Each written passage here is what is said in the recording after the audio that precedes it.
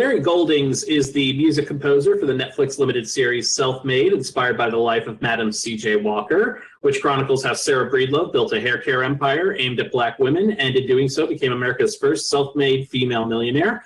I'm Charlie Bright of Gold Derby, and I'm joined today with Larry Goldings. And the first thing I want to ask is, what was your collaboration like with the directors, and did you seek their input when coming up with the initial ideas for the score?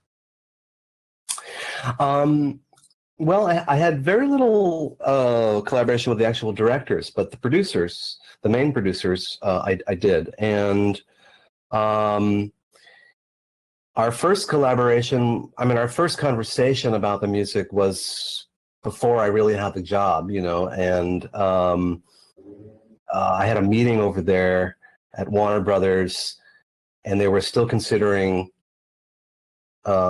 composers. And they wanted me to produce sort of what they called a musical mood board based on the script of the first episode that they gave me. And through that, that was the beginning of sort of figuring out, I think, they were still figuring out what they were looking for. I think that's always the case. And, and the initial conversations about music, we discussed, of course, the era in which there was early jazz, ragtime and early jazz, and whether or not, or to what degree, that sound or that influence could come into play in the soundtrack. Aside from the scenes that had bands in the scene where we needed to be authentic about the jazz, the early jazz. But it was pretty clear from the beginning, from the producers, that they wanted to supplement the soundtrack with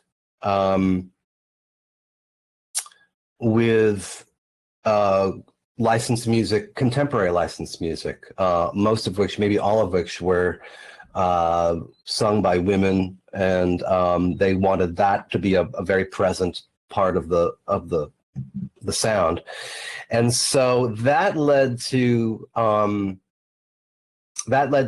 understanding within myself, and that I wanted to both present something that was appropriate for the dramatic scenes, that was either sonically emotional or had some orchestral elements, but creating some kind of hybrid experience where jazz, or some semblance of early jazz, some hint at early jazz, was making its mark through the in the cues. And in terms of the contemporary kind of needle drops that they were using, I also wanted to write cues that sort of bridged that sound with a more dramatic sound. So I think in the end, what we had was a nice balance of more kind of emotional type of cues and instrumental cues that hinted at the sort of hip hop element that was being used in the licensed music.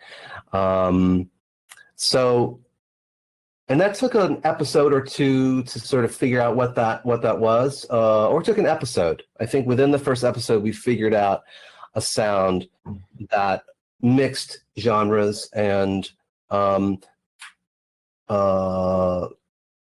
utilized a backbeat sound alongside the more standard kind of, emotional kind of cue type of sound, so that everything kind of worked together. The music that they were using from contemporary licenses and the soundtrack, keeping the jazz in the sort of background, because they didn't want it to be a jazz score per se. I think they liked it when they were hearing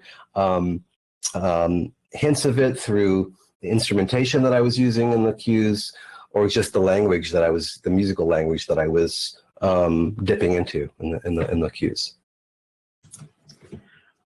I'm curious, were the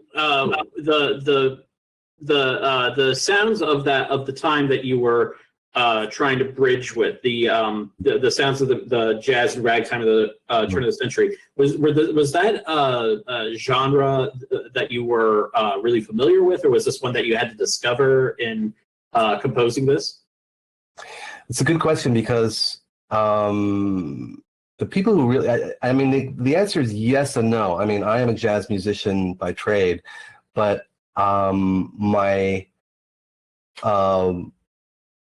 but usually you find that the people who are actually playing in that tradition, the sort of stride piano or ragtime piano, that's very specific. And that wasn't me, although I've listened to, I know a lot about it in terms of who those people were. I've heard those records, but it's not something that I really studied as much as I did more of a kind of, for lack of a better term, contemporary jazz, or more modern jazz type of styles. So in certain cases, I did need to do, I researched it pretty thoroughly.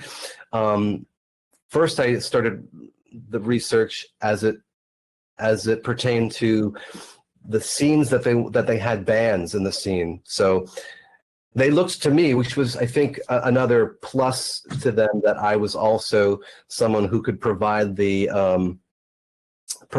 arrangements or the bands, and also I played on almost all of those pre-record tracks that were used for the band scenes. So that and for that stuff, I definitely wanted to do research. You know, for instance, you wouldn't see a drum set in 1910. You wouldn't see what we now know as a drum set, which you might see a little bit behind me. You know, something like that didn't exist in that time. You had the bass drum that they had was left over from the marching band days. So you had somebody playing a huge bass drum, and just isolated other instruments that were just set up. You know, you didn't have hardware for drums, for instance. So I wanted to kind of get some of those details right. It always bothers me in movies when they don't. And they really appreciated that. They trusted me on that. So that was one type of thing that I really had to research. I looked at photographs of really old bands that didn't even record, like Buddy Bolden. What did he have in his band? You know, did he have guitar? Did he have banjo? Did he have bass? Did he have tuba?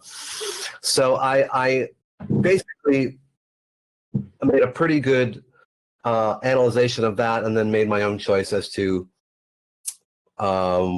what should be seen and heard on those type of scenes.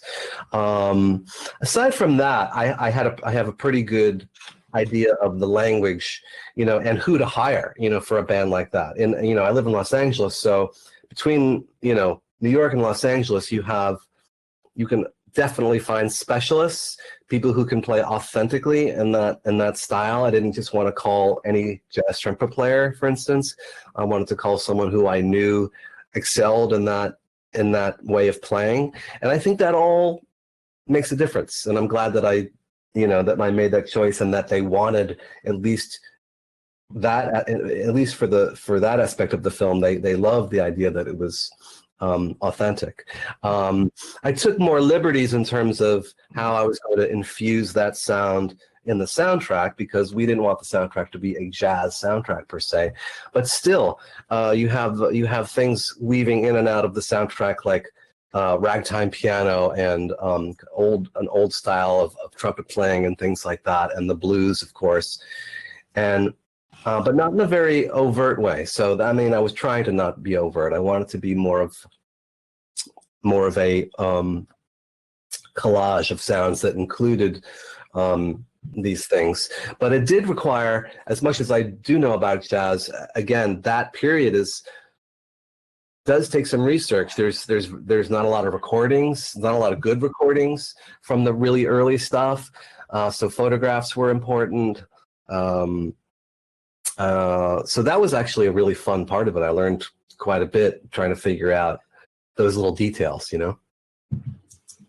And I'm also curious, you mentioned that you did your, what did you call it, the mood board, the mood board based on the first script. And I'm curious, with any other parts where you scored something based on what you saw on the page, but then when you saw what it looked like on screen and you felt like it needed something different, did that ever happen while you were scoring this? It did, yeah. Both scenarios happen where some of the early things that I came up with just based on my feeling of the script did end up in the movie. The basic ideas. I mean, I had to, of course, tailor it to the scenes, but some of the early ideas survived, through the process and made it into the film.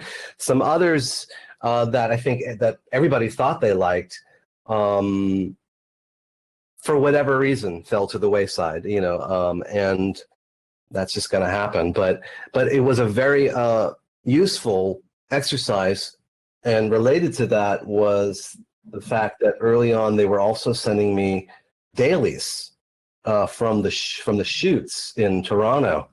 I couldn't go to any of the shoots because they weren't here. But that was also really important, even though seeing dailies is on a certain level very boring.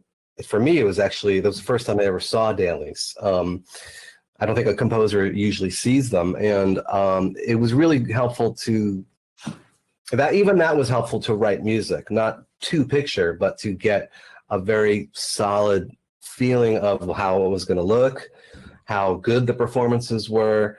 So all that early stuff, a lot of that early stuff ended up being either used or just basically it was just a really good springboard to what I later wrote.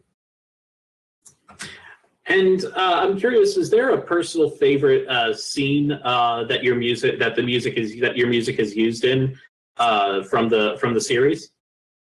Yeah, I'm just looking at a list of the cues here. I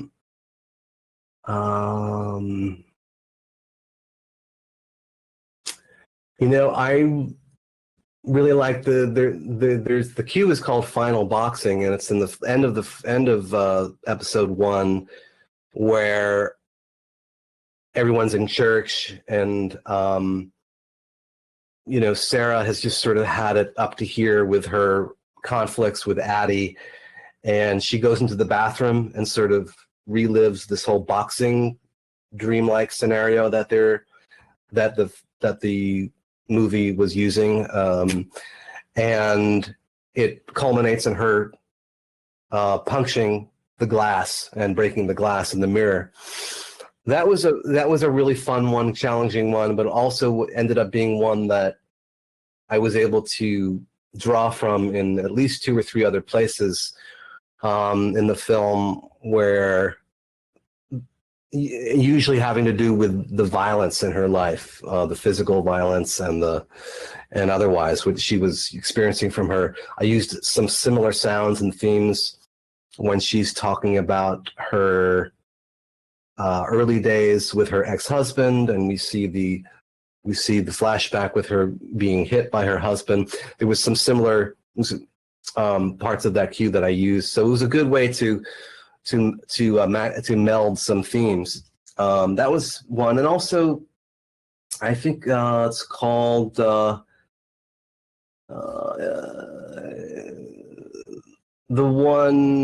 scene where she has met with one of the possible investors of her factory, and he ends up trying to rape her. But we don't see much of that, but we see her coming back from that and relating the story to her father-in-law, played by Garrett Morris.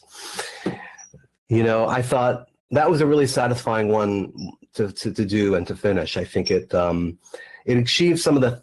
I think it was one of the more successful ones in terms of achieving some of those hybrid sounds that I was trying to get at. There's some saxophone, eerie saxophone that comes in that reminds us of the era a little bit, and then there's I think emotionally I was happy with how I where I went with that cue. And a lot of these things were hard because the performances were really good, and you don't want to make the viewer feel something that's inappropriate, that's in conflict with what the actor is very ably conveying on her own. So that's usually why they're hard for me, is don't get in the way, but do something useful, do something that helps. And that's always one of the main challenges of writing music. Am I even needed here? And if so, what can I draw out of this, from a musical point of view, and not distract the viewer from feeling what they should be feeling. So that was a good one, challenging and good. And then there was a really fun one to do, which wasn't score, but it was writing an arrangement of an old hymn for the choir for the scene in the church where Addie introduces herself and to the congregation. That was really fun because we put together a 10-piece, was it 10 or 20? No, it was 10-person, all African-American choir, and I wrote the arrangement for that, and then to see the scene once that was recorded, and the actors were sort of overdub, lip syncing, it really worked. I thought that was very satisfying to do as well.